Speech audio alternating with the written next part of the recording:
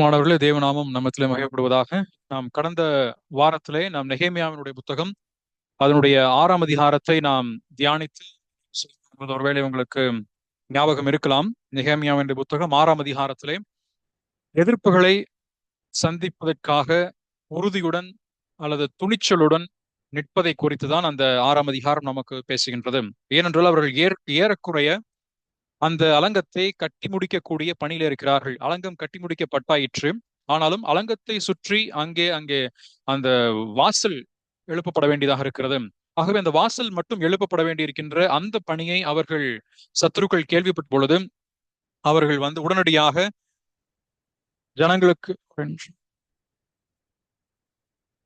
உடனடியாக அவர்கள் எதிர்ப்பை தெரிவிக்கிறார்கள். எதிர்ப்பை தெரிவித்து அதற்கு எந்த விதத்திலே ஒரு சிறிய ஒரு டிஸ்ட்ராக்ஷனை உருவாக்கி தேவ திட்டத்தை முறித்து போட வேண்டும் என்று அவர்கள் விரும்பினார்கள். இதைத்தான் நாம் முதல் பகுதியிலே நாம் சிந்தித்தோம். முதல் 1 முதல் 14 வரை இருக்கின்ற வசனத்திலே ஆண்டவருடைய ஊழியத்திலும் கூட இது போன்ற ஜனங்கள் அவருக்கு எதிர்த்து நின்று அவருடைய ஊழியத்தை திசை திருப்ப வேண்டும், தேவ திட்டம் நிறைவேறாதபடிக்கு பார்த்து கொள்ள வேண்டும் என்பதை முனைப்புடன் செயல்பட்ட மக்களை குறித்து நாம் புதிய ஏற்பாட்டில் வாசிக்க முடியும். அவர்கள் பின்பற்றினது இரண்டாவது இருக்கக்கூடிய சூழ்ச்சி என்னவென்றால், ஒரு குறிப்பிட்ட ஒரு ஸ்லாண்டரஸ் ரிப்போர்ட் அனுப்புகிறார்கள். ஒரு அரசாங்கத்தினுடைய பதிவேட்டை போல் இருக்கக்கூடிய ஒரு ரிப்போர்ட் அனுப்பி அதை ஜனங்களுக்கு அதனை அனுப்பி கொடுக்கிறார்கள். இதன் மூலமாக இவருடைய மனது தொய்வடைந்து அவர்கள் எந்த விதத்திலாவது ஊழியம் தடைபடும் என்பதை அவர்கள் நினைத்து செயல்படுகிறார்கள். மூன்றாவதாக அவர்கள் பயன்படுத்தின யுக்தி என்னவென்றால் த ஸ்பிரிச்சுவல் இன்டிமிடேஷன். ஒரு ஆவிக்குரிய நிலைமையிலே இவர்களை எதிர்த்து போராட வேண்டும் என்று சொன்னால் அதை போல் இருக்கக்கூடிய ஒரு மேனிப்புலேஷன், அதாவது ஆவிக்குரிய விதம் என்று சொன்னால் it's religious manipulation is what they have done. அந்த குறிப்பிட்ட யுக்தியை அவர்கள் பயன்படுத்தி ஒரு வசனத்திற்கு ஏற்றவண்ணமாக இருக்கிறதை போலதான் தோன்றியது. ஆனாலும் அது முற்றும் தவறான ஒன்று என்பதை குறிப்பிட்டு அங்கே அவர்கள் முன்பதாக வைத்ததையும் நெகேமியா அதற்கு இந்த 3 விதத்திற்கும் எதிர்த்து செயல்பட்டதை குறித்தும் நாம் தியானித்து, முதலாவதாக சொன்ன பதில் நேரடியான பதில், இல்ல என்னால் வர முடியாது, ஏனென்றால் நான் மிகப்பெரிய ஒரு ஊழியத்தில் நான் ஈடுபட்டு வருகின்றேன், so I cannot come because I am into a great work என்பதை சொல்கிறார். இரண்டாவதாக சொன்ன பதிலுக்கு அவர் டினை பண்ணுகிறார். என்னென்றால் நான் பொறுமையாக இருந்து நான் வரமாட்டேன் என்று சொல்லி கர்த்தரிடத்தில் ஒப்பு கொடுத்து அதை ஜெபிக்கிறார். மூன்றாவதாக ஆவிக்குரிய விதத்தில் அல்லது வசனத்தை பயன்படுத்தி நீங்க வாங்க நாம ஆலயத்திற்குள் சென்று பதுங்கிக் கொள்ளலாம், மறைத்துக் கொள்ளலாம் என்று அவரிடத்தில் சொல்லப்பட்ட பொழுது அவர் அதற்கு பதிலாக டிசர்ன்மெண்டோட ஒரு ஸ்பிரிச்சுவல் டிசர்ன்மெண்ட், ஆவிக்குரிய பகுத்தறிவோடு கூட அவர் செயல்பட்டு அதனை கையாண்டு அதிலும் மேற்கொண்டு வருகின்றதை நாம் பார்த்தோம். முன்பதாக கடைசியாக அதே பகுதியில் நாம் சிந்தித்தது என்னவென்றால் அந்த முடிவு பெறப்பட்ட அந்த வேலையிலே ஜனங்களுடைய பதில் என்னவாக இருந்தது. ஒரு குழுவில் இருந்த ஜனங்கள் சந்தோஷப்பட்டார்கள், ஆனால் மறுக்குழுவில் இருந்த ஜனங்களோ அதை கேள்விப்பட்டு அதில் அவ்வளவாக சந்தோஷப்படவில்லை. One part of people were happy to hear the news that the walls have been built and the gates have been locked, but the other people were not so happy to hear this. இதைத்தான் அந்த கடைசியாக நாம் 6ஆம் அதிகாரத்தில் நாம் தியானித்து நிறைவு செய்தோம். ஆக இன்றைக்கு இதை தொடர்ந்து இருக்கக்கூடிய 7ஆம் அதிகாரத்தை தொடர்ந்து நாம் சிந்திக்க இருக்கிறோம். ஒருவேளை நீங்கள் முதல் அதிகாரத்திலிருந்து தொடர்ந்து நீங்கள் வாசித்து வருவீர்கள் என்று சொன்னால் முதல் 6 அதிகாரங்கள் நாம் ஆரம்பத்திலே அதனுடைய தொகுப்பை குறித்து நாம் பார்த்தோம். The division of the whole book. அதுல first 6 chapters it talks about the rebuilding of the wall. இங்க இருக்கக்கூடிய அலங்கத்தை அவர்கள் எப்படி கட்டி முடிப்பது, அலங்கத்துடைய பணியை எப்படியாக அவர்கள் தீர்க்க வேண்டும் என்பதை குறித்துதான் அந்த முதல் 6 அதிகாரம் சொல்லப்படுகிறது. அதில் முதலாவதாக ஒரு ஜெபத்தில் ஆரம்பிக்கிறார், பின்பதாக ஆயத்தம், பின்பு எதிர்ப்புகள் வருகிறது. எதிர்ப்புகளையும் தாண்டி ஒரு பொறுமையோடு இருந்து ஒரு நல்ல தலைமைத்துவத்தில் இருக்கக்கூடிய நல்ல ஒரு தலைவராக முன்னோடியாக இருந்த நெகேமியா இந்த அலங்கத்தை எல்லா ஜனங்களுடன் சேர்ந்து அவர் கட்டி முடித்து நிறைவு செய்கிறார். 7ஆம் அதிகாரத்திற்கு நீங்கள் வரும் பொழுது இப்பொழுது அலங்கம் கட்டி முடிக்கப்பட்டாயிற்று. அப்படியானால் மீதம் இருக்கக்கூடிய அதிகாரங்கள் எல்லாம் எதற்கு என்ற ஒரு கேள்வி நம்முடைய மனதிலே எழலாம். So why are these remaining chapters from chapter 7 down to chapter 13 has been written? ஏனென்றால் நாம் பொதுவாக நாம் சிந்திக்கும் பொழுது நெகேமியாவின் புத்தகம் எதற்கு என்று கேள்விப்பட்டால் அதிலே அலங்கம் கட்டப்படுவதற்கு தானே என்று சொல்லி நாம் சிந்திக்க தோன்றும். ஆனால் ஒரு குறிப்பிட்ட பகுதி அலங்கம் கட்டப்படுவதற்கு என்று சொன்னால் அலங்கத்தை காட்டிலும் தேவன் மிக மிக முக்கியமாக அந்த ஜனங்களுடைய வாழ்க்கை கட்டப்பட வேண்டும் என்றுதான் அவர் விரும்புகிறார். More than building the walls of the city, he wants the restoration as well as the rejuvenation of people of God in their spiritual aspects. இந்த ஜனங்களுடைய ஆவிக்குரிய வாழ்க்கையும் அதிகமாக மேம்பட வேண்டும் என்பதை குறிப்பிட்டு கர்த்தர் விரும்புகிறார் என்பது மீதம் இருக்கக்கூடிய 7 முதல் 13 வரை இருக்கின்ற அதிகாரங்கள் நமக்கு எடுத்துரைக்கிறது. ஆகவே கர்த்தர் ஒவ்வொரு படிப்படியாக எப்படியா 7ஆம் அதிகாரம் துவங்கி 8, 9 வாசிக்கும் பொழுது ஒவ்வொரு விதங்களிலே கர்த்தர் இந்த ஜனங்களை கட்டுகிறார். ஜனங்களுடைய வாழ்க்கை எவ்வளமாக கட்டப்பட்டு வருகிறது என்பதை குறிப்பிட்டு நாம் ஒவ்வொரு அதிகாரங்களிலே நாம் தொடர்ந்து தியானிக்க முடியும். ஆகவே கர்த்தருடைய முற்றுமுடி நோக்கம் என்னவென்று சொன்னால், இருக்கக்கூடிய கட்டிடங்கள் அல்ல, கட்டிடங்களை காட்டிலும் அதற்குள் வந்து போகக்கூடிய அல்லது அதற்குள் வசிக்கக்கூடிய ஜனங்களுடைய வாழ்க்கை மிக முக்கியமாய் கருதுகிறார். அப்படியானால் நம்முடைய வாழ்க்கையை பொறுத்த மட்டில் நாம் சிந்திப்போம் என்று சொன்னால், நாம் இருக்கக்கூடிய கட்டிடங்களோ அல்லது வீடு என்று நாம் பொதுவாய் சொல்கிறோம் அல்லவா, அந்த கட்டிடம் building that we are living in, or it is not building where we gather on Sunday morning, but it is about people who are living inside and who comes for worshiping the Lord. ஆண்டவரை ஆராதிப்பதற்கு ஏதுவாக ஒரு கட்டிடத்திற்குள் கூடி வரக்கூடிய மக்களுடைய வாழ்க்கை நிலைமை எப்படி இருக்கிறது, அல்லது உங்களுடைய வாழ்க்கையும் என்னுடைய வாழ்க்கையும் எந்த நிலைமையிலே ஆவிக்குரிய விதத்தில் இருக்கிறது என்பதை குறிப்பிட்டு கர்த்தர் அதிகமாய் விரும்பக்கூடியவராக இருக்கிறார். அதுதான் இங்க இந்த அதிகாரமான ஒரு டிரான்சிஷனல் அதிகாரம் என்று நாம் சொல்லலாம். It is a chapter which is transitioning from building of the wall to the building of people. ஜனங்களை கட்டுவதற்கு ஒரு மாற்றத்திற்குரிய ஒரு ஒரு திசை மாறக்கூடிய ஒரு அதிகாரமாக இந்த 7ஆம் அதிகாரம் விளங்குகிறது. ஆகவே இதுல வரக்கூடிய நீங்கள் பெரும்பாலுமாக நீங்கள் அதிகாரத்தை இந்த பார்த்திருப்பீர்கள் என்று சொன்னால், அது ஏற்கனவே தியானித்திருப்பீர்கள் என்றால் 73 வசனங்கள் இந்த அதிகாரத்தில் இருக்கிறது. There are totally 73 verses. ஆனால் இந்த 73 வசனத்தை நீங்கள் வாசிக்கும் பொழுது ஆரம்பத்தில் 5-6 வசனங்கள் எல்லாம் வாசித்தால் நமக்கு நன்றாகத்தான் தோன்றும். ஆனால் பிந்தி இருக்கக்கூடிய வசனங்கள் எல்லாம் நீங்கள் வாசிப்பீர்கள் என்று சொன்னால் நமக்கு சற்று அலுப்பை தோன்றும். ஏனென்றால் இங்கே நமக்கு வாயிலே நுழையாத சில புதிய புதிய பெயர்கள், வாயிலே நுழையாது இருக்கக்கூடிய சில நமக்கு கஷ்டமாக இருக்கக்கூடிய, உச்சரிப்பதற்கு கஷ்டமாக இருக்கக்கூடிய சில வார்த்தைகள், சில பெயர்கள் அங்கே சொல்லப்பட்டிருக்கிறது நாம் வாசிக்க முடியும். அப்படியானால் it's about the genealogy and the number of people who have come to Jerusalem from Babylon. Babylon தேசத்திலிருந்து வந்திருக்கக்கூடிய மக்களுடைய எண்ணிக்கையும் அவருடைய பெயர்களும் அங்கே பெரும்பாலும் குறிப்பிட்டிருக்கிறதை நீங்கள் வாசிக்க முடியும். ஆகவே இந்த அதிகாரத்தை நான் 4 பிரிவுகளாக நாம் தியானிக்க வேண்டும் என்று விரும்புகிறேன். I want to divide this particular chapter into 4 parts.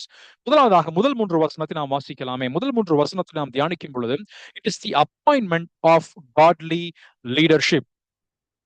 தேவ பக்தியுள்ள தலைமைத்துவத்தை நிறுவக்கூடிய வசனங்களாக முதல் 3 வசனத்தை நாம் தியானிக்க முடியும். ஏனென்றால் அலங்கம் முடிந்து கதவுகள் போடப்பட்டு வாசல் காவலாளரையும் பாடகரையும் லேவியரையும் ஏற்படுத்தின பின்பு நான் என் சகோதரனாகிய ஆனானியையும் அநேகரை பார்க்கிலும் உண்மையுள்ளவனும் தேவனுக்கு பயந்தவனுமாயிருந்த அரண்மனை தலைவனாகிய அனனியாவையும் எருசலேமின் காவல் விசாரணைக்கு ஏற்படுத்தினேன்.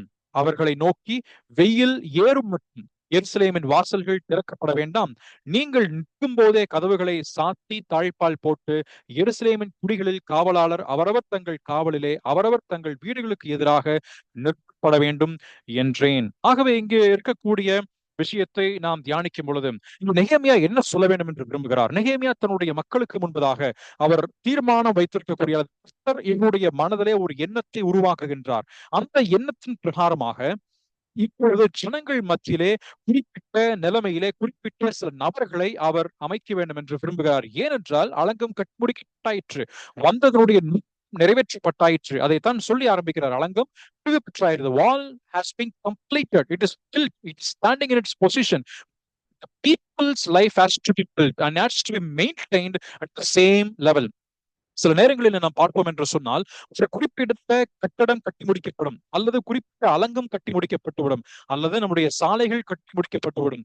ஆனால் அதனுடைய பராமரிப்புக்கென்று ஆட்கள் அமர்த்தப்படுவதோ அல்லது பராமரிப்புக்காக இந்த இடம் பழுது பார்க்கப்பட வேண்டும், இதை நாம் சரியும் செய்யப்பட வேண்டும் என்று ஆட்களை நாம் நிறுவி அதை செயல்பட போவதில்லை. மாறாக இங்கே நெகேமியா நமக்கு கற்றுத்தரக்கூடிய பாடம் என்னவென்றால், it is not only about rebuilding or building as such, but we also need to look up wherever this building has to be maintained. எங்கெல்லாம் இந்த கட்டிடமானது அது பாதுகாக்கப்பட்டு மறுபடியுமாக ஒரு பிழையோ அல்லது மறுபடியுமாக எந்த விதத்திலும் ஒரு சேதாரமோ அல்லது எந்த விதத்திலும் வாசல்கள் இடிக்கப்பட்டதாகவோ அல்லது அலங்கத்திலே எந்த ஒரு ஒரு துளை ஏற்பட்டதாகவோ அகற்றப்பட்டதாகவோ சத்துரு ஊடுருவி பாய்வதற்கு ஒரு வாசல் ஏற்பட்டதாகவோ ஒரு வழி ஏற்பட்டதாகவோ வரக்கூடாது என்பதை குறித்து இந்த நெகேமியா மிக மிக அக்கறையுடன் கவனத்துடன் இருக்கிறான். இதை ஏன் நான் சொல்கிறேன் என்று சொன்னால், நாம் நாம் அநேக இடங்களில் வேத வசனத்திலே வாசிக்கும் பொழுது நாம் தேவனுடைய சபையை குறிப்பிட்டு அல்லது ஆண்டவர் நம்மை குறிப்பிட்டும் சொல்லப்படும் பொழுது இந்த விஷயத்தை ஒரு வித்தியாசமான கண்ணோட்டத்திலே நமக்கு சொல்கின்றதை நாம் பார்க்க முடியும். உன்னத பாட்டினுடைய புத்தகங்களை நீங்கள் வாசிப்பீர்களானால் அதனுடைய 4ஆம் அதிகாரத்திலே அங்க இருக்கக்கூடிய குறிப்பிட்டு சாலமோன் சொல்லும் பொழுது இது மறைவு கட்ட தோட்டம். அப்படியானால் அந்த ஒரு ஹெட்ஜ், ஒரு வேலி போடப்பட்டிருக்கின்றது. அந்த வேலியானது பாதுகாக்கப்பட வேண்டும். எதிலிருந்து பாதுகாக்கப்பட வேண்டும்? 2ஆம் அதிகாரத்திலே சொல்லும் பொழுது இந்த குலையை அல்லது அந்த திட்டத்தை கெடி போடக்கூடிய சில கொடிநரிகள் உண்டு, சில நரிகள் உண்டு என்றெல்லாம் அங்கே சொல்லப்படுகிறது. அப்படியானால் நரிகள் உள்ளே பிரவேசிப்பதற்கு ஒரு சிறிய வாசல் கிடைத்தால் போதுமானது. அந்த திட்டத்தை முற்றிலுமாய் அழித்து போடுவதற்கு ஒரு சிறு துவாரம் அதற்கு கிடைத்தால் அதை முழுவதுமாக பெருகி பெருகி பெருகி உள்ளே பிரவேசிப்பதற்கான வாய்ப்புகள் வந்துவிடும். ஆகவேதான் சொல்லப்படும் பொழுது அதற்கு ஏற்ற பாதுகாப்பு நாம் கொடுக்கப்பட வேண்டும். புதிய ஏற்பாட்டில் வரும்பொழுது ஆண்டவராகிய இயேசு கிறிஸ்து சொல்லும் பொழுது, நான் உங்களை அனுப்புகிறேன், ஆட்டு மந்தைக்குள் அனுப்புகிறேன் என்று சொல்லவில்லை. மாறாக ஆடுகளை போல ஓநாய் கூட்டத்திற்குள்ளே அனுப்புகிறேன் என்றுதான் அவர் சொல்கிறார். He is sending he has sent us like as a sheep. ஒரு ஆடை போல நம்ம அனுப்புகிறார். அதே போல அப்போஸ்தலனாகிய பவுல் அப்போஸ்தலர் நடவடிக்கைகள் 20ஆம் அதிகாரத்திலே எபேசியனுடைய மூப்பர்களுக்கு சொல்லும் பொழுது, நான் போன பின்பு சபையை விடாதிருக்கக்கூடிய கொடிய ஓநாய்கள் வரும் என்று சொல்கிறார். அப்படியானால் இங்கே எப்பொழுது சத்துருவாகிய சாத்தான் அந்த வாசலுக்குள் பிரவேசிப்பதற்கான வாய்ப்புண்டு, மீண்டுமாய் சிறு துவாரத்தின் வழியாக வாய்ப்புண்டு. ஆகவே பாதுகாப்பை மேம்படுத்த வேண்டும். பாதுகாப்பை மேம்படுத்த வேண்டும் என்று சொன்னால், அங்க இருக்கக்கூடிய வேண்டும் என்று சொன்னால் அதற்காக சரியான நாட்கள் அடையாளம் கண்டுள்ள வேண்டும். அதற்காக தகுதியுள்ள திறமையுள்ள நபர்களை கண்டறியப்பட்டு அவர்களை அந்த நிறுவ வேண்டும் என்பதை நெகேமியா முன்கூட்டியே பார்க்கிறார். He is a leader who is foreseeing something that may come in future. நாம் மீதம் இருக்கக்கூடிய அதிகாரத்தை வாசிக்கும் பொழுது அப்படி நடந்ததாக நாம் வாசிப்பதில்லை. மாறாக நெகேமியா எல்லாம் முன் கணக்கிட்டு பார்க்கிறார். மறுபடியும் பழுது வந்துவிடக்கூடாது. மறுபடியும் இந்த சுவர் இடித்து விழுந்து விடக்கூடாது. மறுபடியும் வாசல்கள் இடிபடக்கூடாது. மறுபடியும் என்னுடைய நகரம், என்னுடைய நகரத்துக்கு இவ்வளவு அரும்பாடு எல்லா மக்களும் உழைத்திருக்கிறார்கள். எனக்கு முன்னோடி நபர்கள் 100 ஆண்டுகளுக்கு முன்பாக வந்திருக்கக்கூடிய ஜனங்கள் அவர்கள் கஷ்டம் செயல்பட்டிருக்கிறார்கள். ஆகவே என்னுடைய பொறுப்பு என்ன? What is my responsibility who is living after 100 years and experiencing the greatness of the city? It is to maintain and it is to appoint a proper leadership in its place. அந்த தலைமைத்துவத்திலே சரியான நபர்களை அமைக்க வேண்டும். சரியான விதத்திலே அந்த தலைவர்கள் அங்கு வைக்கப்பட வேண்டும். அப்படி இருக்கும் பொழுது மட்டும்தான் ஏற்கனவே அவர்கள் காப்பாற்ற அந்த 100 ஆண்டுகளுக்கு முன்பாக எப்படி இருந்ததோ அதனுடைய லெகசியை காப்பாற்ற முடியும் என்பதுதான் இந்த முதல் 3 வசனம் நமக்கு எடுத்துரைக்கிறது. இதற்காக இந்த நெகேமியா எப்படி பாடுபடுகிறார்? He is trying and how he is struggling appoint a leadership. What are the criteria he set to form a leadership group among these people? இதைத்தான் நாம் இந்த முதல் 3 வசனத்தில் உங்களுக்கு சில விஷயத்தோடு சேர்த்து நான் சொல்ல வேண்டும் என்று விரும்புகிறேன். நீங்க முதல் வசனத்தை 2வது வசனத்தை வாசிக்கும் பொழுது அங்கே அமர்த்தப்பட்ட காவலாளிகள் யார்? Who are the people who are kept on guard? யாரை அங்கே நிறுவப்படுகிறார்? யாரை நிறுத்துகிறார்? பாத்தீங்கன்னா பாடக்கூடியவர்கள். Temple priests have been for the God while singing. ஒருவேளை அவங்க பாடிட்டே இருப்பாங்க. பாடுகிற நேரத்துல அந்த வாசலையும் அவர்கள் பாதுகாத்து அவர்கள் வைத்திருக்க வேண்டும். அவங்க அந்த they need to be on guard as a cities now. இப்போதான் அந்த இருக்கக்கூடிய நகரமானது கட்டப்பட்டு ஜனங்கள் கொஞ்சம் குடியிருக்கிறார்கள். அந்த ஜனங்களுக்கு பாதுகாப்பு வர வேண்டும் என்று சொன்னால் இருக்கிற ஜனங்களிலே அந்த பாடகர்களை முன்கூட்டி அவர் தெரிந்து கொண்டு செய்கிறார். ஆனால் என்னுடைய முக்கியமான விஷயம் அதுவல்ல. 2வது வரும் பொழுது 3வது வசனத்தை நீங்கள் வாசிப்பீர்களானால் மிக மிக தெளிவாக, மன்னிக்கவும், 2வது வசனத்திலே சகோதரனாகிய ஆனானியையும் அநேகரை பார்க்கிலும் உண்மை உள்ளவனும் தலைவனுக்கு பயந்தவனுமாயிருந்த அரண்மனை தலைவனாகிய அனனியாவையும் நான் விசாரணைக்கு ஏற்படுத்தினேன். நீங்க முதல் வசனத்திலும் அதே போல 2வது வசனத்திலும் ஏற்படுத்தின பின்பு 2வது வசனத்திலும் ஏற்படுத்தினேன். நீங்க இங்கிலீஷ்ல வாசிப்பீர்கள் என்று சொன்னால் after the gatekeepers Levites were appointed. அதே போல செகண்ட் வேர்ஸ்ல நீங்க வாசிக்கும் பொழுது they were appointed. அவர்கள் நிறுவப்பட்டார்கள், அவர்கள் பொறுப்பு கொடுக்கப்பட்டார்கள் அல்லது ஏற்றார்கள் என்ற வார்த்தை 2 முறை அவர் பயன்படுத்துகிறார். அப்படியானால் ஒரு குறிப்பிட்ட ஒரு பொறுப்பை responsibility has been entrusted these people. ஒரு குறிப்பிட்ட பொறுப்பு இவர்கள் அதை பாதுகாப்பதற்கும் அதை பராமரிப்பதற்கும் they were given a charge of these particular areas in their city. அந்த நகரத்திலே அவர்கள் இதற்காக இன்ட்ரெஸ்ட் பண்ணப்பட்டு அப்பாயிண்ட் பண்ணப்பட்டு ஒரு சார்ஜ் கொடுக்கப்பட்டு ஒரு கேர் இதை நீங்க வேண்டும் என்று சொல்லி அவரிடத்திலே ஒப்பு கொடுக்கப்படுகிறது. ஆனால் இன்றைக்கு இருக்கிறதை போல அல்லது பொதுவாக நாம் பரவலாக இருக்கின்ற உலகத்திலே ஒருவேளை கார்பரேட்டாக இருந்தாலும் சரி அல்லது அரசியல் சூழலில் நாம் பார்த்தாலும் சரி அப்பாயிண்ட் பண்ணப்படுகிறதற்கும் புத்தகம் அப்பாயிண்ட் பண்ணுகின்ற விதத்திற்கும் முற்றும் வித்தியாசமாக இருக்கிறதை நீங்கள் காண முடியும். ஏனென்றால் நீங்க அப்பாயிண்ட் பண்ணப்படுவதற்கு நீங்கள் வாசிக்கும் பொழுது இதற்கு அவர் பயன்படுத்தக்கூடிய சில கோட்பாடுகள் உண்டு, சில பிரின்சிபல்ஸ் அவர் ஃபாலோ பண்ணுகிறார். என்ன பிரின்சிபல்ஸ் அவர் ஃபாலோ பண்ணுகிறார்? நீங்க வாசிக்கும் பொழுது 2 குறிப்பிட்ட பண்புகள் அங்கே சொல்லப்படுகிறது. ஒன்று, அநேகரை பார்க்கிலும் உண்மை உள்ளவனும் அதே போல தேவனுக்கு பயந்தவனுமாயிருந்த. இந்த 2 பண்புகள் அங்கே முக்கியமாக சொல்லப்படுகிறது. ஒருவேளை நாம நினைக்கும் பொழுது அப்பாயின்மெண்ட் எல்லாம் இன்னைக்கு முக்கியமா? Appointment is it appointing certain people to the leadership, is it necessary என்று சொல்லி ஒருவேளை நாம் நினைக்கலாம். ஆனால் வேத புத்தகத்திலே நாம் வாசிக்கும் பொழுது முதல் தாங்கி நீங்கள் மோசையினுடைய நாட்கள் துவங்கி மோசை மிகப்பெரிய ஒரு தலைவர் தான். ஆனால் there is always a transitional leadership என்று இதனை நாம் சொல்லுவோம் பொதுவாக. அந்த தலைவனிடமிருந்து மற்றும் ஒரு தலைவர் கூட்டம் எழும்புகிறார்கள். அதை எங்கே நாம் வாசிக்கின்றோம்? நாம் யாத்திராகம புத்தகம் நீங்கள் 18வது அதிகாரத்தை வாசிக்கும் பொழுது 13 முதல் 17 வரைக்குமாக 27 வரைக்குமாக நீங்கள் வாசிக்கும் பொழுது அதிலே மோசே ஒரு தலைவனாக ஒருவராக இருந்து செயல்பட்டு வருகிறார். இதை பார்த்த எத்திரோ என்ன செய்கிறார்? நீ இப்படி செய்வது சரியல்ல, மாறாக appoint some leaders over 5 over 10 over 100 over 500, நீ 10 பேருக்கு மேலாக 20 பேருக்கு மேலாக 100 பேருக்கு மேலாக 1000க்கு மேலாக என்று சொல்லி நீ தலைவர்களை ஏற்படுத்து. ஆனால் கூடிய முறை என்ன?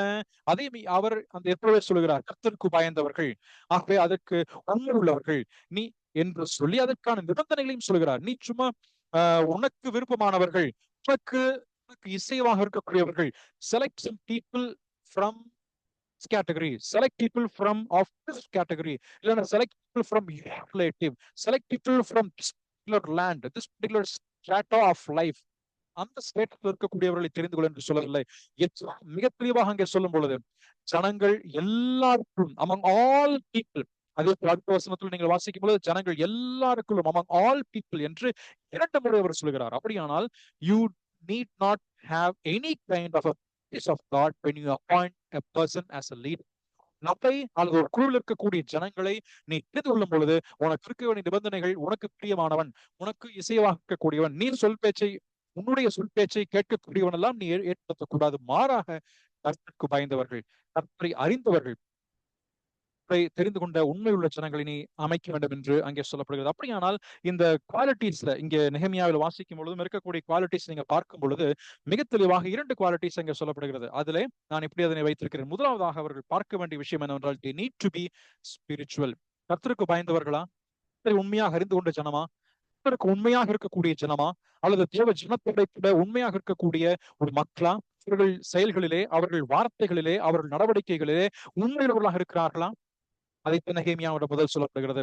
இரண்டாவதாக நீங்கள் வாசிக்கும் பொழுது இதே இதுல அவர்கள் of certain group of people, நீங்கள் யாத்ராகமத்திலே வாசித்தாலும் சரி 100 பேருக்கு ஒருவன், 100 பேருக்கு ஒருவன், 1000 பேருக்கு ஒருவன் என்று சொன்னால் they are the responsibility of those people, they are the spokesperson for them.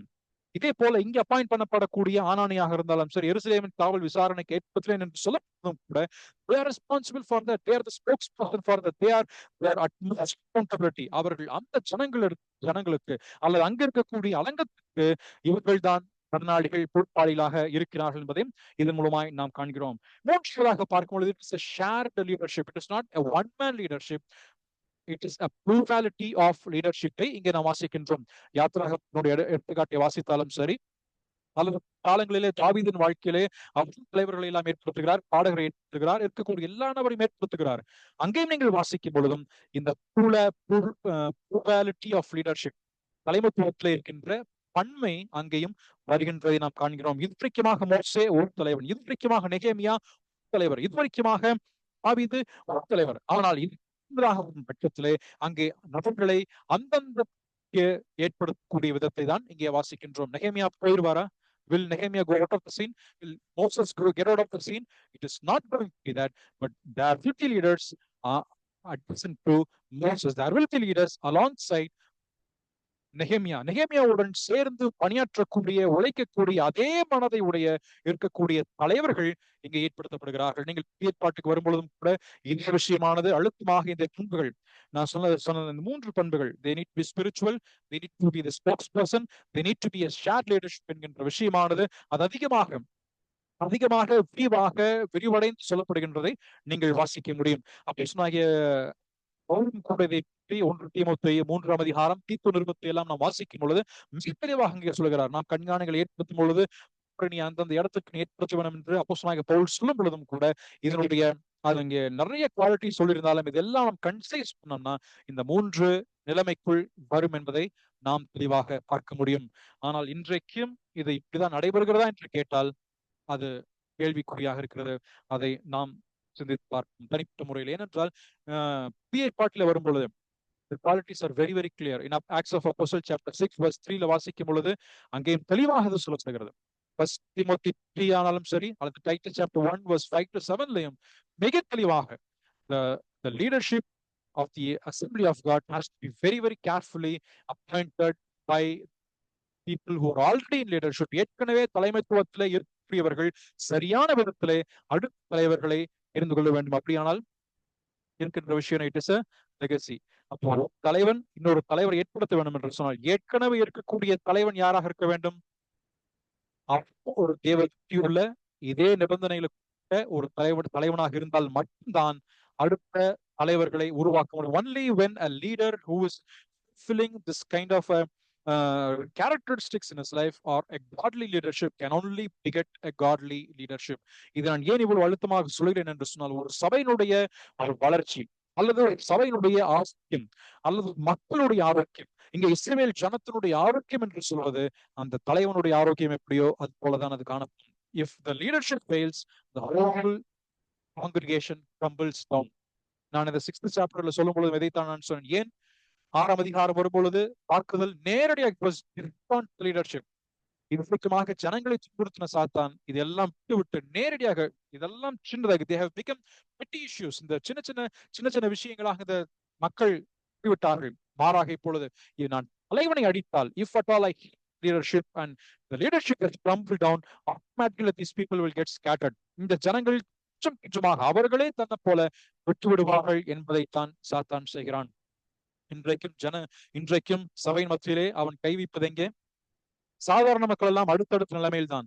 ஆனால் முக்கியமாக தாக்கப்படுவது என்று சொன்னால் தலைமைத்துவம். ஏனென்றால் தலைமைத்துவம் சரிந்து போகிறது என்று சொன்னால் தலைமைத்துவம் சரியான விதத்திலே ஏற்காத பட்சத்திலே if the leadership is not properly appointed by the previous leadership, then the whole of God or the congregation of God will get stumbled down when days goes by. 100 ஆண்டுகளுக்கு முன்பாக அதனுடைய லெகசியை பட வேண்டும் என்று சொன்னால் அல்லது 50 ஆண்டுகளுக்கு முன்பாக இந்த இஸ்ரவேல் ஜனத்தினுடைய பாரம்பரியமும் அதனுடைய முக்கியத்துவமும் அந்த நகரத்துடைய மேன்மையும் காக்கப்பட வேண்டும் என்று சொன்னால் இன்றைக்கும் காக்கப்படக்கூடிய அதனுடைய முக்கியமும் அதனுடைய மகத்துவமும் காக்கப்பட வேண்டும் என்று சொன்னால் சரியான விதத்திலே அதற்கேற்ற நபர்களை பொழுது மட்டும்தான் அது காப்பாற்றும். இல்லை என்று சொன்னால் எப்படி போய்விடும்? பதில் நமக்கு நன்றாக தெரியும் என்று நம்புகிறேன். அது சீர்குலைந்த நிலைமையிலே போய்விடும். அவன் தன்னிஷத்துக்கு செய்தான் என்று நியாயாதிபதிகள் புத்தகத்திலே சொன்னதை போல நாட்கள் அப்படி மாறி போய்விடும். ஆனால் இஸ்ரவேல் ஜனத்துடைய வாழ்க்கையிலே நெகேமியா போன்றிருக்கக்கூடிய தேவபக்தியுள்ள தலைவர்கள் உங்களுக்கு அடுத்த நிலைமையிலே சரியான தலைவர்களை அவர்கள் ஏற்படுத்தினார்கள். ஆகவேதான் இந்த நெகேமியாவுடைய முதல் 3 வசனத்திலே வாசிக்கும் பொழுது நெகேமியாவுடைய ஞானத்தை சற்று நான் பார்த்து வியந்து போனேன். ஏனென்றால் அந்த காலம் இருக்கும் நெகேமியா still very good go. ஆனால் இருந்த பிறகு கூட he had the foresight. இதற்கு முன்பதாக முன்கூட்டியே அதை பார்த்து அறிந்து செயல்படக்கூடிய ஒரு தலைவராக இருக்கிறார். அது நிமித்தமாகத்தான் அவர் பார்க்கும்போது he knew the job is vast, he knew the responsibility is vast, he knew that accountability is more and more. அதிகமான இதற்கான கணக்கு யாருக்கு ஒப்பு கொடுக்க வேண்டும்?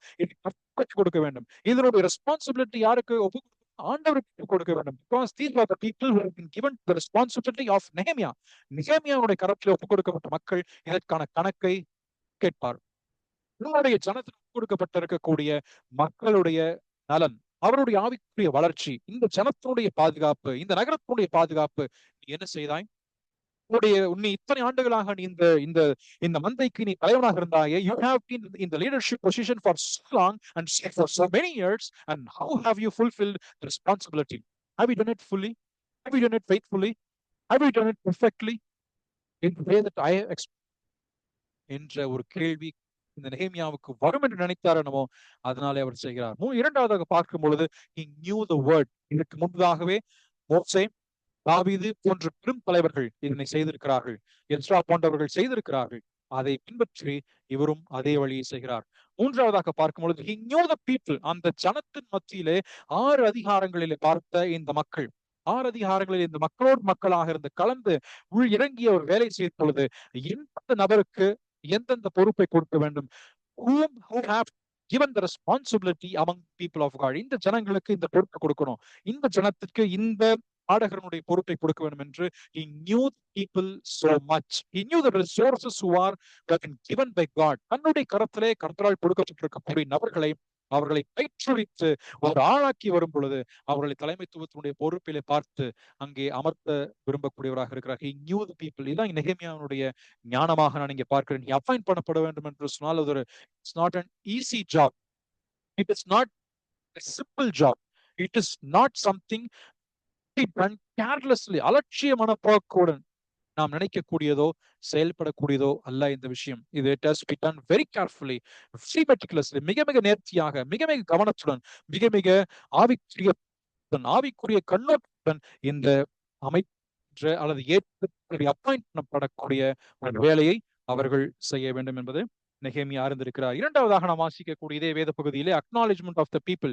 இங்க இருக்கக்கூடிய ஜனங்கள் இந்த கரத்திலே கொடுக்கப்பட்டிருக்கக்கூடிய ஜனத்தினுடைய நிலைமை. The acknowledgement of the people was 4-69. பெரும் பகுதி நீங்கள் வாசிக்கும் பொழுது இதுல இந்த நகரமானது பறந்து விரிந்திருக்கின்றது. ஆனால் ஜனத்தினுடைய எண்ணிக்கை, நகரத்திற்குள் வாழக்கூடிய ஜனத்தினுடைய எண்ணிக்கை நாம் சற்று பார்ப்போம் என்று சொன்னால் அந்த எண்ணிக்கை அவ்வளவாக இல்லை. ஏனென்றால் சில மக்கள் மட்டுமே தான் உள்ளே இருக்கிறார்கள்.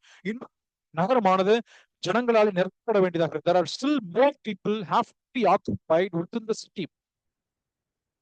வேளை இந்த நகரமானது இடிப்பட்ட நேரத்திலே நகரத்தினுடைய வாசல்கள் இடிக்கப்பட்ட பொழுது அங்க இருக்கக்கூடிய ஜனங்கள் வெளியில சென்று அவர்கள் வீட்டி வாசலை கட்டி அங்க இருக்கக்கூடிய நிலைமையில அவர்கள் நன்றாய் தங்கியிருந்திருப்பதற்கான வாய்ப்பு உண்டு. ஏனென்றால் நாம் ஆகாய் சகரியா புத்தகத்தில் வாசிக்கும் பொழுது அதைத்தான் நாம் வாசிக்கின்றோம். ஏனென்றால் தங்களுக்கு ஏதுவான சொந்த அவர்கள் வீடுகளை கட்டி மச்சுவாவப்பட்ட வீடுகளில் சென்று குடியிருந்து போய்விட்டார்கள். ஏற்கனவே அந்த 4 வருஷத்தினுடைய இடைப்பட்ட காலம், எஸ்ராவுடைய புத்தகம் 4-5 அதிகாரத்துக்கு இடையிலே வரக்கூடிய 14 years of கேப்ல இவர்கள் எல்லாரும் நகரத்தை விட்டுவிட்டு சுற்றும் இருக்கக்கூடிய இடங்கள் எல்லாம் சென்று அவர்கள் வாழ துவங்கி விட்டார்கள். ஒருவேளை அது நிமித்தமாக இந்த நகரத்துக்குள் வாழக்கூடிய எண்ணிக்கை இப்பொழுது குறைந்து போய்விட்டது.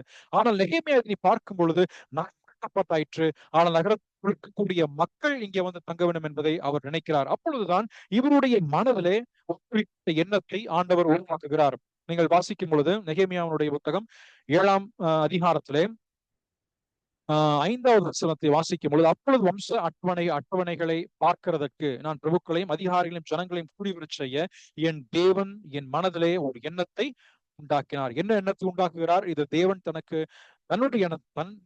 தன்னுடைய வாழ்க்கையில் ஒரு எண்ணத்தை கொடுக்கிறார். எப்படி இந்த எண்ணம் வரும்? ஆண்டவரோட ஜீவிக்கும் பொழுது, ஆண்டவருடைய அதே போல ஒரு பகுத்தறிவும் இருக்கும் பொழுது, ஆவிக்குரிய பகுத்தறிவு இருக்கும் பொழுது நிச்சயமாக கேட்ட எண்ணம் வரும். நான் இதனை விரிவாக ஏற்கனவே நாம் இதை குறித்து பேசி இருக்கின்றோம். ஏனென்றால் அவர் கர்த்தருடைய கரத்திற்கு வாழக்கூடிய ஒரு மனிதனாக நெகேமியா ஜீவித்திருந்தார். அதனாலே அவர் இப்படிப்பட்ட முறையிலே தீர்மானம் எடுப்பதற்கும் ஆவியானவரால் நடத்தப்படுவதற்கும் ஒரு வழி அவருக்கு எப்பொழுதும் காணப்பட்டிருந்தது. அந்த சிந்தனை நெகேமியா had முந்தி வந்தவர்களுடைய வம்ச அட்டவணை புஸ்தகம் அப்பொழுது எனக்கு அகப்பட்டது. முந்தி வந்தவர்கள் என்று சொல்லப்படுவது யார்? ஏற்கனவே எஸ்ராவினுடைய புத்தகத்துல 2ஆம் அதிகாரத்தை நாம் வாசிக்கும் பொழுது அந்த அதிகாரத்துல எஸ்ராவினுடைய புத்தகம் 2ஆம் அதிகாரத்துல இருக்கக்கூடிய ஏராளமான பெயர்கள் சொல்லப்பட்டிருக்கிறது. நீங்கள் 7ஆம் அதிகாரம் நெகேமியா 7ஐயும் அதே போல எஸ்ரா 7ஐயும் நீங்கள் சேர்த்து நீங்கள் வாசிப்பீர்கள். ஆனால் அந்த 8 அதிகாரத்திலும் அங்கே பெரிய ஒரு பெரிய பெயர் கொடுக்கப்பட்டிருக்கிறது. Name list has been given in these 2 chapters, Nehemiah chapter 7 as well as in Ezra chapter 2. ஆகவே இந்த 2 அதிகாரத்தை நீங்கள் வாசிக்கும் பொழுது இந்த எண்ணத்தை ஏற்கனவே, இந்த வார்த்தைகளை ஏற்கனவே படித்து அறிந்திருந்த கேள்விப்பட்ட இந்த நெகேமியா ஏற்கனவே சொல்லப்பட்ட அந்த வம்ச அட்டவணைகளை எடுத்து பார்க்கிறார். ஆனால் இது எதுக்காக எடுத்து பார்க்க வேண்டும்? வேண்டிய அவசியம் உண்டா? வேண்டிய அவசியம் உண்டா என்ற ஒரு கேள்வி கேட்டால் அது நிச்சயம் அவசியம் உண்டு. ஏனென்றால் இந்த ஜனங்கள் முதலாவதாக துணிந்து பாபிலோனிலிருந்து வந்த ஜனங்கள். They have been the first people who turned from Babylon to Jerusalem. எருசலேமிற்கு அவர்கள் ஆலயத்தை கட்டும் பணிக்காக, ஆலயத்தை கட்டுவதற்கு ஏதுவாக இந்த முஸ்லிம் மக்களாக இவர்கள் இருந்தவர்கள். இந்த எஸ்ராவுடைய மன்னிக்கும் சிறுபாவரோடு கூட சேர்ந்து வந்த ஜனங்களாக அந்த எஸ்ரா 2ஆம் அதிகாரத்தில் சொல்லப்படக்கூடிய மக்கள். அப்படியானால் கர்த்தருடைய வார்த்தை கேட்டு எந்தெந்த ஜனத்திலே எந்தெந்த மக்களுடைய மனசிலே ஆண்டவர் ஏவினாரோ அவர்கள் திரும்பி வந்தார்கள். அந்த இருக்கக்கூடிய ஜனங்களைத்தான் மறுபடியும் நெகேமியா நினைத்து பார்க்கிறார். ஏற்கனவே அவர்கள் வந்து அநேக வருஷங்கள் உருண்டோடி விட்டது. ஏறக்குறைய 90 வருஷங்கள் முடிவடைந்து almost 90 years have been passed away. அந்த கடந்து போய்விட்டாலும் அந்த ஜனத்தினுடைய அட்டவணையை பார்க்கிறார் நெகேமியா. இது நமக்கு சொல்லிக் கொடுக்கக்கூடிய பாடங்கள் என்ன? The legacy that has been left by the people who had passed before us. நமக்கு முன்பாக நம்முடைய கிளையிலே, நம்முடைய சபை மத்தியிலே, நம்முடைய சமுதாயத்தின் மத்தியிலே வாழ்ந்து மறுக்கக்கூடிய நபர்கள் எப்படி முறையிலே கஷ்டத்தையும் பாடுகளையும் அனுப்பித்து அந்த நகரத்திலே ஜெயித்திருக்கிறார்கள். சத்தியத்தை எதிர்த்து நின்று அவர்கள் போராடி இருக்கிறார்கள். சத்தியத்தை எதிர்த்து நின்று ஆண்டவருக்காக அவர்கள் நின்றிருக்கிறார்கள் என்று சொல்லக்கூடிய நினைத்து பார்க்கக்கூடிய ஒரு எண்ணத்தை நெகேமியா இங்கே ஜனங்கள் மத்தியிலே அவர் கொண்டு வருகிறார். ஆனால் இந்த பெயர் பட்டியலை நீங்கள் வாசிக்கும் போது when you read the whole book, இதுல இருக்கக்கூடிய from verse 6 to 69 இருக்கக்கூடிய 65 வசனத்தை நீங்கள் வாசிப்பீர்கள் என்று சொன்னால் அதை 2 பங்காக நான் பிரிக்கிறேன். முதலாவதாக there is a consecrated service. இந்த பெயர் பட்டியலை பார்க்கும் பொழுது நெகேமியாவுடைய மனதிலே இவர்களை ஒரு குழுவில் இருக்கக்கூடிய மக்களாக is segregating the group of people. நீங்க in of 9 categories these people have been mentioned by Nehemiah. நெகேமியா பார்க்கும் பொழுது 9 குழுவில் இருக்கக்கூடிய மக்களாக இவர்களை பார்க்கிறார். நீங்கள் 6-7வது வசனத்தை வாசிக்கும் பொழுது the leaders have been mentioned, தலைவர்கள் சொல்லப்படுகிறார்கள். 8 முதல் 8 வரை இருக்கின்ற வேத வசனத்தை வாசிக்கும் பொழுது அங்கே சாதாரண ஜனங்கள், they are the laymen, சாதாரண பொது ஜனங்களாக இருக்கிறார்கள். நீங்கள் 39 முதல் 42 வரைக்குமாக வாசிக்கும் பொழுது அங்கே ஆசாரியர்கள் சொல்லப்படுகிறார்கள். The priests have been mentioned. In verse 43, 43வது வசனத்தை வாசிக்கும் பொழுது லேவியர்கள் இருக்கிறார்கள். Levites has been mentioned. Verse 44, 44வது வசனத்தை வாசிக்கும் பொழுது அங்கே பாடகர்கள் சொல்லப்படுகிறார்கள். Singers have been mentioned. அதே போல 45வது வசனத்தை வாசிக்கும் பொழுது keepers has been mentioned. வாசல் காவலாளர்கள். 45 முதல் 56 வரைக்குமாக வாசிக்கும் பொழுது servants, அந்த ஆலயத்தில் ஏற்கனவே கட்டப்பட்ட அந்த ஆலயத்தில் இருக்கக்கூடிய வேலைக்காரர்கள் அங்கே சொல்லப்படுகிறார்கள். அதே போல் 57 துவங்கி 60 வரைக்குமாக வாசிக்கும் பொழுது சாலமோனுடைய வேலைக்காரர், அவருடைய வம்சாவளி அங்கே சொல்லப்படுகிறது. அவருடைய பிள்ளைகள், அவருடைய தலைமுறைகள் சொல்லப்படுகிறது. அதே போல் 61 முதல் 65 வரைக்குமாக நீங்கள் வாசிக்கும் பொழுது அவருடைய கேள்விக்குறியாக எஸ்ராவுடைய புத்தகத்தில் வாசித்தோம் என்று சொன்னாலும் அவருடைய ஆன்செஸ்ட்ரி தெரியாத, பெயரிடாது இருக்கக்கூடிய, அவருடைய முன்னோர்கள் யார் என்று பெயர் தெரியாது இருக்கக்கூடிய சில நபர்களும் அங்கே சொல்லப்படுகிறார்கள். ஆகவே இதுல நான் வாசிக்கும் there are totally 9 categories of people in this whole group. குழுவில் 9 குழுவாக இருக்கக்கூடிய 9 பிரிவில் இருக்கக்கூடிய ஜனங்கள் அங்கே இருக்கிறார்கள். இதுல நான் பார்க்கக்கூடிய விஷயம் என்ன? There are different people, there are different categories of people in the church of God. தேவனுடைய சபை என்று வரும் பொழுது, அல்ல தேவனுடைய மந்தை என்று வரும் பொழுது, தேவனுடைய ஜனம் என்று வரும் பொழுது அங்கே பல பிரிவில் உள்ள ஜனங்கள் இருக்கிறார்கள். அங்கே தலைவர் இருக்கிறார்கள், அங்கே பொது ஜனங்கள் இருக்கிறார்கள், அங்கே சாமானிய மக்கள் இருக்கிறார்கள், அங்கே ஆசாரியர் இருக்கிறார்கள், பாடகர்கள் இருக்கிறார்கள், லேவியர் இருக்கிறார்கள், அதே போல வாசல் காவலாளர் இருக்கிறார்கள், அங்கே வேலைக்காரர், அந்த ஆலயத்தினுடைய வேலைக்காரர் இருக்கிறார்கள். சாலமோன் நாட்களிலே கடந்த அநேக வருஷங்களுக்கு முன்பதாக வாழ்ந்திருந்த சாலமோனுடைய வேலைக்காரனுடைய அவர்களும் அங்கே இருக்கிறார்கள். அவர்களையும் இங்கே சொல்லப்படுகிறது. இன்னும் சொல்லப்போனால் பெயரு கூட தெரியப்படாத, எந்த வம்சம் என்று தெரியாது இருக்கக்கூடிய, எந்த அட்டவணையில் அவர்கள் வருவது என்று தெரியாது இருக்கக்கூடிய ஜனங்களும் இதே நகரத்திற்குள் அங்கே பெயரிடப்பட்டிருக்கிறார். இது எவ்வளவு அற்புதமாக இருக்கிறது பாருங்கள். பல கலவையில் இருக்கக்கூடிய மக்கள் ஒன்றிணைந்திருக்கிறார்கள். ஆகவே இதுல ஒருவன் தலைவன் என்றோ, ஒருவன் பாடகன் என்றோ, ஒருவன் சபையினுடைய வேலைக்காரன் என்றோ மேல் கீழ் என்று பார்ப்பதற்கு there is no disparity among people of God.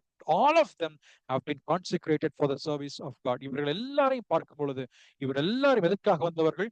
கர்த்தருடைய வார்த்தைக்கு ஏற்றவனமாக அவர்கள் எஸ்ராவோடு கூட சேர்ந்து, மணிக்கு ஒரு செருபாபேலோடு கூட சேர்ந்து அங்கே ஆலயத்துக்கு வந்தவர்கள். இவர்கள் பேரில் அங்கே சொல்லப்படுகிறது. இவர்களை நெகேமியா மீண்டுமாக திரும்பி பார்க்கிறார். பெயரிடப்படாதவர்களையும் அவர்கள் திரும்பி பார்க்கிறார். ஏனென்றால் இரண்டாவதாக நான் வாசிக்கும் பொழுது இதில் இட் இஸ் காஸ்ட்லி சாங்டிபிகேஷன் இங்கே சொல்லப்பட வேண்டியதாக இருக்கிறது. இந்த பிரித்தெடுக்கப்பட்ட ஜனங்கள் மத்தியில, இந்த குழுவினர் மத்தியில கொஞ்சம் பிரித்தெடுக்கப்பட வேண்டிய அவசியம் உண்டு. ஏனென்றால் இங்க வாசிக்கும் பொழுது நாம் 61வது வசனத்துல, குறிப்பாக 61ல வாசிச்சீங்கன்னா, இது சாப்டர் 6 அண்ட் மணிக்கு சாப்டர் 7 61 வாசிக்கும் பொழுது நாம் அதுல தங்கள் பிதாக்களின் வம்சத்தையும் தங்கள் பூர்வத்தையும் சொல்ல மாட்டாமல் இருந்தவர்கள், but were unable to prove that their families and ancestors were Israelites. அவர்கள் யாருன்னு தெரியல, அவர்களுடைய முன்னோர்கள் யார் என்று தெரியவில்லை, அவருடைய எந்த வம்சத்துல எந்த கோத்திரத்துல வருகிறார்கள் என்று அவரை குறிப்பிட்டு தெரிய வரவில்லை. ஆகவே 64வது வசனத்தை நீங்கள் வாசிப்பீர்கள் என்று சொன்னால், there was a consecration made among these people.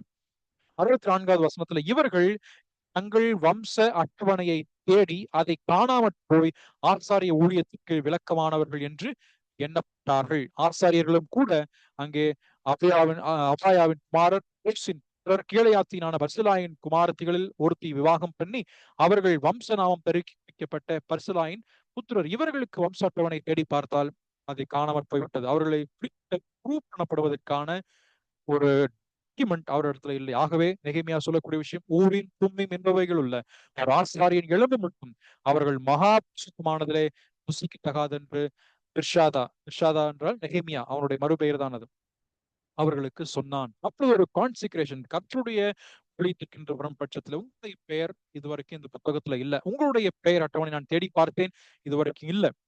ஆனால் உங்களுக்கு உங்களுடைய மனசுல ஆர்வம் உண்டா? ஆர்வம் உண்டு. ஊழியத்தை நிறைவேற்ற வேண்டும் என்ற விருப்பம் உண்டா? விருப்பம் உண்டு. உங்களுக்கான உடல் திறன் உண்டா? உடல் திறன். They have the desire, they have the ability, they have everything, but they need to be consecrated for this. அதற்கு கான்சிக்ரேட் பண்ணப்பட வேண்டும் என்று சொன்னால் ஒரு நிபந்தனை தான், they have to be proved by the Urim and Thummim. Urim Thummim என்பவைகள் உள்ள ஒரு ஆசாரியன் அவர்கள் மத்தியிலே எழுப்பப்பட வேண்டும். until that time. அப்படியானால் ஊரிம் தும்மீம் என்பவைகள் பழைய ஏற்பாட்டில் நாம் வாசிக்கும் பொழுது தேவ சத்தத்தை அதை காண்பிக்கின்ற ஒரு முறையாக, it is the method which used by God to prove his will of God or to express his will of God. தேவன் தம்முடைய சித்தத்தை தெரிவிக்க வேண்டும் என்று சொன்னால் ஊரின் தும்மீம் வாயிலாக கர்த்தர் அவர்களுக்கு வெளிப்படுத்தினார். ஆகவே அவன் அந்த நிலைமையிலே காண்பிக்கத்தக்க ஒரு ஆசாரியன் எழுப்பு மட்டுமாக until that time please be quiet. அப்ப இந்த நெகேமியா இந்த தீர்மானத்தை எடுக்க வேண்டும் என்று சொன்னால் அவருக்கு எவ்வளவு எந்த முறையிலே அவருக்கு ஒரு தைரியம் இருந்திருக்க வேண்டும். How much strong in his own conviction about this decision that he had made. எவ்வளவு ஒரு தைரியமாக இருந்திருக்க வேண்டும் என்று நாம் சிந்தித்தாக வேண்டும். ஏனால் எஸ்ரா இதே போல தீர்மானத்தை எடுக்கிறார். அதை சரி என்பதை ஆமோதிக்கும் விதமாக நெகேமியாவும் அதே போல் அடுத்து வரக்கூடிய தலைவராக நெகேமியாவும் அதனை செய்கிறார். பிரியமானவர்களை இங்க நாம் சிந்திக்க வேண்டிய ஒரு பாடம் என்னவென்றால், they may be able, there may be people who may be able, there may be people who can do things physically, emotionally strong. Are they really being called into this ministry?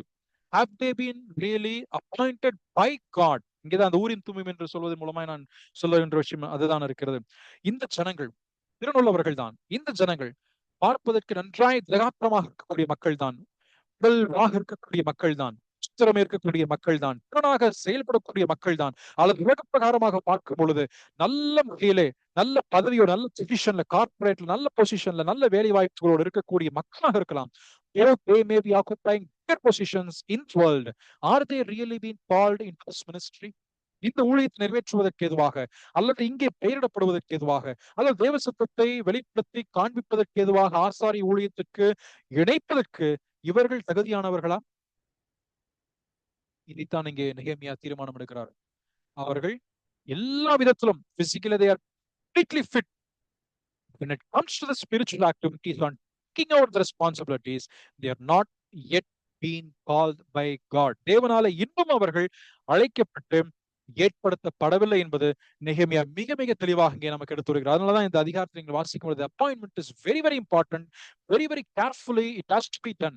மிக மிக தெளிவாக, மிக மிக தைரியமாக, மிக உணர்த்துதலோட கன்விக்ஷனோட கூட இந்த வேலை நிறைவேற்றப்பட வேண்டும் என்பது மிக முக்கியமாக இருக்கிறது. ஒருவேளை நம்முடைய பார்வைக்கு, மனுஷனுடைய பார்வைக்கு பார்க்கும் பொழுது பரவாயில்லையே, இது நல்ல நன்றாக தோன்றுகிறதே, ஒருவேளை நன்றாய் பேசக்கூடிய ஆற்றலோ அல்லது இருக்கக்கூடிய நடவடிக்கைகளை எடுத்து செயல்பட இருக்கக்கூடிய ஆட்களோ அல்லது திறன்களோ இருக்கலாம், அல்லது உயர்வாக இருக்கலாம், அல்லது இருக்கக்கூடிய உலக பிரகாரமான வேலைகளிலே நல்ல புகழை வகிக்கக்கூடியவர்களாக இருக்கலாம். ஆனால் ஆவிக்குரிய விஷயம் என்று வரும் பொழுது அதனுடைய தரம் வேறு, இதனுடைய தரம் வேறு.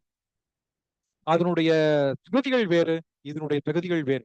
அதனுடைய நிலைமைகள் வேறு, இதனுடைய நிபந்தனைகள் வேறு. அங்கே பார்க்கக்கூடிய மனுஷன் பார்க்கக்கூடிய விதம் வேறு, தேவன் பார்க்கக்கூடிய விதம் வேறு என்பதை மிக மிக தெளிவாக ஒரு ஒரு சாங்டிபிகேஷன், ஒரு கான்சிக்ரேஷனை வந்துட்டு இங்க நெகேமியா தெளிவாய் செய்கிறார். இது நமக்கும் புதிய ஏற்பாட்டிற்கு மிக மிக உகந்த ஒரு விஷயமாக இருக்கிறது. இதனை சொல்லி நிறைவு செய்யக்கூடிய நெகேமியா கடைசியாக நாம் வாசிக்கும் பொழுது 70 முதல் 72 வரைக்குமாக from verse 70 to 72 நீங்க வாசிக்கும் பொழுது it was an up giving by the people. இப்பொழுது ஜனங்கள் உள்ளே நகரத்துக்குள் வர ஆரம்பிக்கிறார்கள். ஆரம்பிக்கின்ற அந்த பட்சத்திலே அவர்களுக்கு சொல்லப்படக்கூடிய விஷயம் என்ன? இப்பொழுது நகரம் கட்டப்பட்டு அங்கே வளர வேண்டும் என்று சொன்னால் அங்கே கொடுத்தல் மிக மிக அவசியமாக இருக்கிறது. An upfront giving has to be started. அவர்களுடைய ரெஸ்பான்சிபிலிட்டி அவங்க ஃபுல்ஃபில் பண்ணணும். அப்படியானால் அவர்களுக்கு ஏதுவான ஒரு பணம் சேகரிக்கப்பட வேண்டும். ஒரு காணிக்கை அவர்களுக்கு அவசியமாக இருக்கிறது. அவர்கள் ஒரு ஆஃபரிங் தேவைப்படுகின்றது.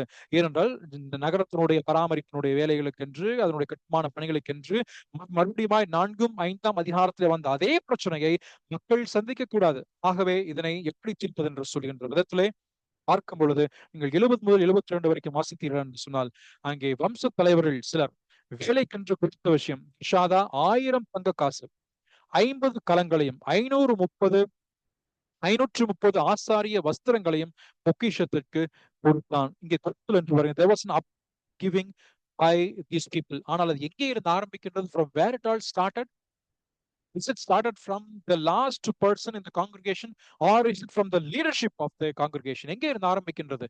It all started with the leaders. Verse 70 தெளிவாக ஆரம்பிக்கிறது. Some of the family leaders gave the project. The governor ஷாதா, அதாவது இந்த இருக்கக்கூடிய நெகேமியா கொடுத்ததுன்னா 100 gold coins, 50 bowls and 530 priestly garments to the treasury. இப்படி எவ்வளவு தூரம் அவர் கொடுக்கிறார், எவ்வளவு தூரம் வந்து தன்னையே கர்த்தருடைய ஊழியத்திற்காக தன்னுடையவைகள், தன்னுடைய நேரம், தன்னுடைய ரிசோர்சஸ், தன்னுடைய பணம், தன்னுடைய தாளங்கள் எல்லாவற்றையும் இந்த தலைவன் நெகேமியா கொடுக்கிறார். இது ஒரு முன்மாதிரி. இந்த முன்மாதிரி இருக்கும் பொழுது மட்டும்தான் அதை பார்த்து ஜனங்கள் கொடுக்கக்கூடிய மனசு வரும். இல்லை என்றால் வரவே வராது. தலைவனே கஞ்சத்தனமாக இருக்கிறது சொன்னால் அங்க இருக்கக்கூடிய லீடர்ஷிப் ஆனது கிவிங்ல சரியான விதத்தில் இல்லை என்று சொன்னால் அங்க இருக்கக்கூடிய சபை மக்களும் அதே பாணியை தான் பின்பற்றுவார்கள், அதே குறிப்பிட்ட முறையைத்தான் பின்பற்றுவார்கள். 21 வாசிக்கும் பொழுது பாருங்கள், வம்ச தலைவர்களில் சிலர் again some of the family leaders gave 20,000 gold coins and 2,200 silver minas to the treasury of the project. இதனுடைய கணக்கை நான் இப்பொழுது இருக்கிற கணக்கை நாம் பார்த்தோம் என்று சொன்னால் it is almost 7.7 kgs of gold. 70வது வசனத்துல 7.7 கிலோ தங்கம், அதே போல் 170 கிலோ இருக்கக்கூடிய வெள்ளி என்று நினைக்கிறேன், சில்வர், அது கொடுக்குறாங்க. அப்ப இவ்வளவு அதிகமான வெள்ளியையும் இவ்வளவு அதிகமாக இருக்கக்கூடிய தங்கத்தையும் வம்ச தலைவர்கள் நெகேமியா உட்பட அவர்கள் கொடுக்கிறார்கள். அவர்களுடைய கொடுத்தலை பார்த்து சற்று ஆச்சரியமாக இருக்கிறது. ஏனென்றால் இவர்கள் இந்த நாட்கள் வந்து அவர்களுக்கு இப்பொழுது இருக்கக்கூடிய இந்த கட்டடத்தை கட்டி முடித்து இருக்கக்கூடிய நாட்கள் வந்து இவர்களுக்கு ஃபீஸ்ட் ஆஃப் ட்ரம்பட்ஸ், அதே போல ஃபீஸ்ட் ஆஃப் டெபனாக்கிள்ஸ், கூடார பண்டிகை, எக்கால பண்டிகையும் அதே போல மகத்தாவ வருகிற நாளே அவர்கள் கொண்டாட வேண்டிய ஒரு நாட்களாக இருக்கின்றது. ஆனால் அதற்கு முன்பதாக ஒரு மிகப்பெரிய ஒரு சேகரிப்பு நடக்கின்றது, மிகப்பெரிய ஒரு ஒரு ஒரு கலெக்ஷன் அவர்கள் மேற்கொள்கிறார்கள். அதனை தலைவன் முதற்கொண்டு அவர்கள் ஆரம்பிக்கிறார்கள். இது நமக்கும் ஒரு முன்மாதிரியாக இருக்கட்டும். ஏனால் இதை பார்த்து 22வது வசனத்திலே மற்ற ஜனங்கள், பார்க்கக்கூடிய ஜனங்கள், தலைவன் கொடுக்கின்றதை பார்க்கின்ற ஜனங்கள், நம்முடைய தலைவர் ஒரு முன்மாதிரியான தலைவர், நம்மை ஆளக்கூடிய, நம்மை வழிநடத்தி வரக்கூடிய தலைவர்கள் முன்மாதிரியாக இருக்கக்கூடியவர்கள் நிமித்தமாக பின் வரக்கூடிய ஜனங்கள் 20,000 தங்க காசு, 2,000 ராத்தல் வெள்ளி, 67 ஆசாரிய வஸ்திரங்களையும் கொடுத்தார்கள். மற்ற ஜனங்கள் கொடுக்க ஆரம்பிக்கிறார்கள். பிரியமானவர்களே, இந்த கொடுத்தல் நீங்கள் 1 கொரிந்தியருடைய புத்தகம் 8ஆம் அதிகாரத்தில் வாசிப்பீர்கள் என்று சொன்னால் அது மிக மிக விரிவாக சொல்லப்படக்கூடிய ஒரு அதிகாரம். ஆண்டவர் இயேசு கிறிஸ்துவினுடைய giving of the Lord Jesus Christ has been mentioned. எப்படி அவர் தன்னை தாமே ஒப்புக் கொடுத்தார் நம்முடைய ஜனத்திற்காக, how he himself gave voluntarily, மனோவாஞ்சியாக எப்படி தன்னையே அவர் கொடுத்திருக்கிறார், தன்னுடைய முழுமையை கொடுத்திருக்கிறார் என்று சொல்லப்படுகிறது. மீண்டுமாக அப்போஸ்தலனாகிய எடுத்துக்காட்டும் அங்கே மிக தெளிவாய் சொல்லப்படுகிறது. நமக்கும் ஒரு முன்மாதிரியாக இருக்கட்டும். கடைசியாக வாசிக்கக்கூடிய 23வது வசனம் 73, அதை நீங்கள் வாசிப்பீர்கள் என்று சொன்னால் அதுல it is the allotment of the land. அந்த இருக்கக்கூடிய ஆசாரியரும் லேவியரும் வாசல் காவலாளரும் பாடகரும் ஜனங்களில் சிலரும் நிதிநீமியரும் இஸ்ரவேலர் அனைவரும் தங்கள் தங்கள் பட்டணங்களில் குடியேறினார்கள். ஏழாம் மாதமான போது இஸ்ரவேலர் தங்கள் பட்டணங்களிலே இருந்தார்கள். இது எவ்வளவு அழகா இருக்கிறது பாருங்க. Building started, there was break in between. இடையிலே வந்து அவர்களுக்கு தடைப்பட்டது, எதிர்ப்புகள் வந்தது. ஆனால் அதனுடைய களங்கம் கட்டி முடிக்கப்பட்ட நேரத்துல ஜனங்கள் உள்ளே இல்லாமல் இருந்தார்கள். இப்பொழுது ஜனங்கள் வம்சத்தோனில் எல்லாம் பார்த்து உள்ளே வந்த பொழுது 7ஆம் மாதமான பொழுது ஆசாரியர் வந்து விட்டார்கள், லேவியர் வந்து விட்டார்கள். ஏன் சொல்லப்படுகிறது தனியாக? அங்கே ஆராதனை, worship will be started again. All protection. அதே போல வாசல் காவலாளர்கள், there will be people on the watchtowers always watching over அந்த நகரத்தின் மேலே, வெளியில் இருக்கக்கூடிய நகரத்தின் மேலே, வெளியில் இருக்கின்ற எல்லாவற்றின் மேலாக கண்காணிப்பை செய்து கொண்டிருக்கக்கூடிய தலைவர்கள், அதே போல தியாகர்கள், அதே போல ஜனங்களில் சிலரும் நிதிநிமியரும் இஸ்ரவேலில் அனைவரும் தங்கள் தங்கள் பட்டணங்களிலே குடியேறினார்கள். அந்தந்த இடத்துல வந்து யாக்கூப்பை whole land, there was an allotment whole land of in and around Jerusalem. இது பார்ப்பதற்கு மிக மிக அழகாக இருக்கிறது. நாம் என்னாகும் புத்தகம் 22ஆம் 23ஆம் அதிகாரம் என்று நினைக்கிறேன். அங்கே வந்துட்டு அந்த ஜனங்களை பார்க்கும் பொழுது அங்கே பார்ப்பதற்கு மிக அழகாக அந்த மலை உச்சியிலிருந்து பார்க்கும் பொழுது நேர்த்தியான முறையிலே பாளையம் இறங்கி இருக்கக்கூடிய இஸ்ரவேல் மக்களை அவர்கள் பார்க்கிறார்கள். பார்த்துவிட்டு என்னால் அவங்களை சபிக்க முடியாது என்று சொல்லி போய்விட்டான். பிரியமானவர்களே, இந்த ஜனத்தை இப்பொழுது பட்டணங்களில் அவர்கள் அவங்கவங்க அந்தந்த இடத்துல குடியேறி நீட்டாக they were neatly been allotted by this people. இதற்கு எல்லாவற்றிற்கும் நெகேமியாவும் உணர்ந்த அந்த தலைவரும் அரும்பாடுபட்டிருக்கிறார்கள். We have been kept in our places. நாமும் கூட நம்முடைய இடத்துல நாமும் அமர்ந்திருக்கிறோம். நம்முடைய தலைவனாக இருக்கக்கூடிய ஆண்டவராகிய இயேசு கிறிஸ்து நம்மை வைத்திருக்க வேண்டிய இடத்துல கரெக்டாக தான் பிளேஸ் பண்ணியிருக்கிறார் என்று நான் I certainly believe that God has placed each one of us in the place where we ought to be. In Acts chapter 17 we read that we have been placed in places where God has already planned. தேவன் நம்மை எங்கெங்கே பூமி எந்தெந்த இடத்துல வைக்க வேண்டும், எப்பொழுது எந்த இடத்துல நம்ம அமைக்க வேண்டும் என்று விரும்புகிறாரோ அந்த இடத்துல நாம் வைத்திருக்கிறார். அதை விட்டு நாம் திசை மாறி வேறு இடங்களில் இருக்கும் பொழுது அதனுடைய அழகும் அதனுடைய மகிமையும் அது பற்றி போய்விடும். அழகுமாய் போய்விடும். மகிமை இழந்ததாக போய்விடும். ஆனால் நாம் இருக்கக்கூடிய இடம், நம்முடைய அலாட்ல நாம் இருக்கிறோம். Are we in place where God has really places என்பதை நாம் நினைத்து பார்ப்போம். இந்த அதிகாரத்துல 7ஆம் அதிகாரத்துல நாம் தியானிக்கக்கூடிய விஷயம் என்ன? Leadership is very very important. தலைமைத்துவம் மிக முக்கியமானது. அதுதான் ஒரு சபையினுடைய ஆரோக்கியத்தை எடுத்து காண்பிக்கிறது. It is the health of the congregation. இரண்டாவதாக, people are important for God. எல்லா ஜனங்களும் தேவனுக்கு முக்கியமானவர்கள். ஒரு 4 பேர் மட்டுமல்ல, என்பதல்ல, எல்லா ஜனங்களும் ஆண்டவருடைய பார்வையிலே மிக மிக விலையேற பெற்றவர்கள். நீங்களும் விலையேற பெற்றவர்கள், நானும் விலையேற பெற்றவர்கள். சாதாரண ஜனங்கள், வேலைக்காரர் விலையேற பெற்றவர்கள். சாலமோனுடைய வேலைக்காரருடைய வம்சம் முக்கியமானவர்கள் ஆண்டவருடைய பார்வையில். இதுதான் மிக மிக ஆண்டவருடைய மகிமை என்று, ஆண்டவருடைய குணாதிசயத்தினுடைய மகிமை என்று சொல்வதுதான். Everybody are important. அதே நேரத்தில் every one of us have a role to fulfill in the kingdom of God. We may be a singer, we may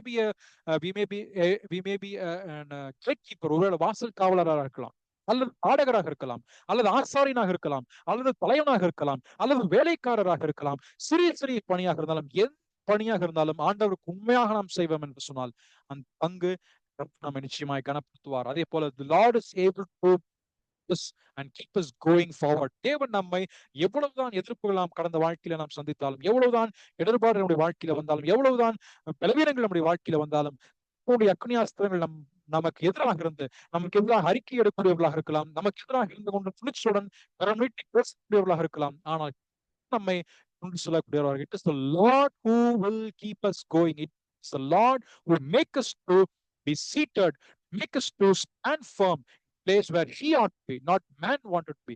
மனுஷன் நம்மை வைக்க வேண்டும் என்ற இடமல்ல, மாறாக தேவன் நம்மை எங்க வைக்க வேண்டும் என்று விரும்புகிறாரோ அந்த இடத்திலே பக்தியாய் நம்மை நிறுத்த வைப்பதற்கு கர்த்தர் போதுமானவராக இருக்கிறார். ஆனா இது எல்லாத்துக்கும் என்ன தெரியுங்களா? ஒரு சின்ன நிபந்தனை மட்டும்தான். அந்த விளக்கப்பட்டவர்கள் விளக்கப்படாதவர்கள் என்று சொன்னால் அவர்கள் தேவனுடைய வீட்டுக்குள்ளாக, தேவனுடைய மாளிகைக்குள்ளாக, தேவனுடைய சபைக்குள்ளாக அவர்கள் காணப்பட வேண்டும். We need to be within the family of God. We need to be in the building of God. We need our names to be written in the text of God. தேவனுடைய கட்டளையிலே, தேவனுடைய புத்தகத்திலே பெயரிடப்பட்டவர்களாய் நீங்களும் நானும் காணப்பட வேண்டும். இது ஒரு சின்ன கண்டிஷன் மட்டும்தான். பட் ஆனா இந்த கண்டிஷன்ல there are many things that are attached to this package. இதனோட கூட சேர்ந்த அநேக விஷயங்கள் ஆண்டவர்கள் ஆசீர்வதிக்கப்படலாம், ஆண்டவருடைய குடும்பத்தில் அங்கத்தினராக இருக்கலாம், ஆண்டவருடைய குடும்பத்திலே ஒரு நமக்கென்று இருக்கும் ஒரு சிறிது பெரிதோ ஆண்டவர் நம்மை நிச்சயமாக எதிர்ப்புகள் சந்தித்தாலும், சுகவீனங்கள் பலவீனங்கள் எதிர்ந்தாலும் அதுல நிச்சயமாக நம்மை கொண்டு சேர்க்க முற்றுமுடிய ஜெயமுள்ளவர்களாக நம்மை நிறுத்துவதற்கு ஆண்டவர் வல்லவராக இருக்கிறார். ஆனால் தேவனுக்கு நாம் இருக்க வேண்டும் என்ற ஒரு சிறிய கட்டளை மட்டும்தான் அதிலே சொல்லப்படுகிறது. ஒரு சிறிய நிபந்தனை, small condition has been given and we will be victorious. இதைத்தான் இந்த அதிகாரத்தில் நாம் தியானிக்கின்றோம். 4 குறிப்புகளை நாம் தியானித்தோம்.